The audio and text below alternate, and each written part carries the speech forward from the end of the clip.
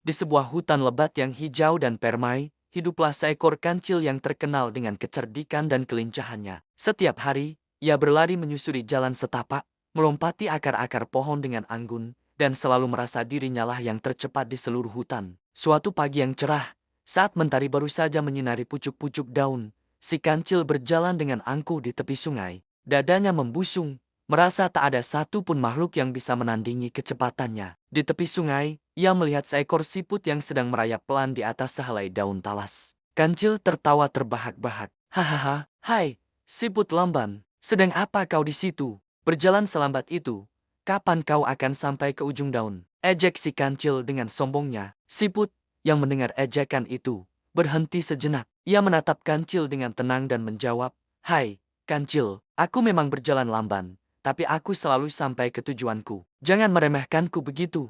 Kesombongan kancil semakin menjadi jati. Meremehkanmu? Tentu saja. Bagaimana kalau kita buktikan saja? Aku tantang kau adu lari sampai ke ujung sungai di hilir sana. Berani tidak? Tantang kancil, yakin 100% akan menang. Siput berpikir sejenak. Ia tahu ia tak mungkin bisa mengalahkan kancil dalam adu lari.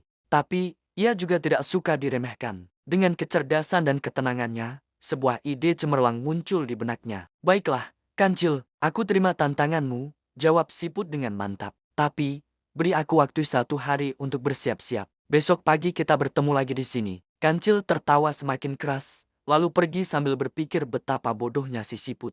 Tanpa sepengetahuan kancil, siput tidak membuang waktu. Ia segera mengumpulkan teman-temannya, para siput lain dari seluruh penjuru tepi sungai. Ia menceritakan kesombongan kancil dan rencananya. Teman-teman, kata siput, besok aku akan berlomba lari dengan si kancil. Aku butuh bantuan kalian. Aku ingin kalian semua berbaris di sepanjang tepi sungai, dari sini sampai ke hilir.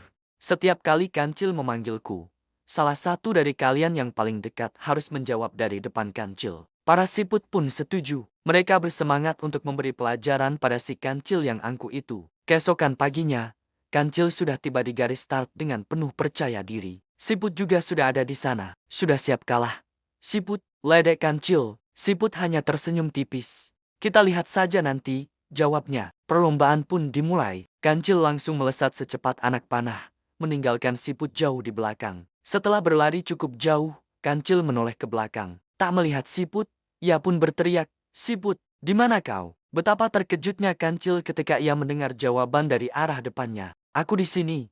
Kancil, sahut seekor siput yang sudah menunggu di balik semak-semak, beberapa meter di depannya. Kancil terperangah. Bagaimana mungkin si lamban itu bisa menyusulnya? Tanpa pikir panjang, kancil berlari lebih kencang lagi, mengerahkan seluruh tenaganya. Setelah beberapa saat, ia berhenti dan kembali berteriak, siput, kau pasti sudah tertinggal jauh sekarang. Lagi-lagi, jawaban datang dari arah depan. Aku di depanmu.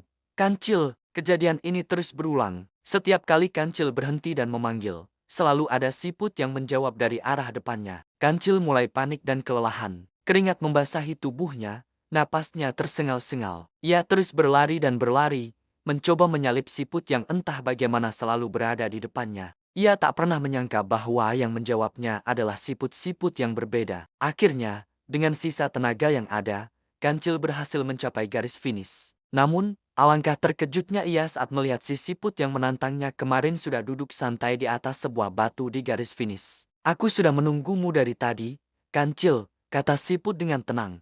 Kancil terengah-engah, tak percaya dengan apa yang dilihatnya. Ia merasa malu dan lelah luar biasa. Ia akhirnya mengakui kekalahannya. Kau menang, siput. Aku minta maaf telah meremehkanmu, kata kancil dengan kepala tertunduk. Sejak hari itu, kancil tidak pernah lagi menyombongkan diri. Ia belajar sebuah pelajaran berharga, bahwa kecerdikan dan kerjasama bisa mengalahkan kesombongan dan kekuatan fisik sekalipun. Dan ia pun sadar, tidak boleh meremehkan siapapun, sekecil dan selamban apapun kelihatannya. Hutan pun kembali damai, dengan si kancil yang kini lebih bijaksana. Kisah kancil dan siput ini mengajarkan kita untuk tidak pernah sombong dan meremehkan orang lain.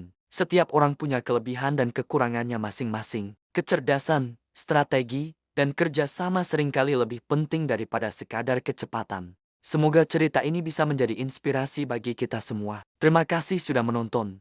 Jangan lupa untuk like, komen, dan subscribe ya. Sampai jumpa di cerita selanjutnya.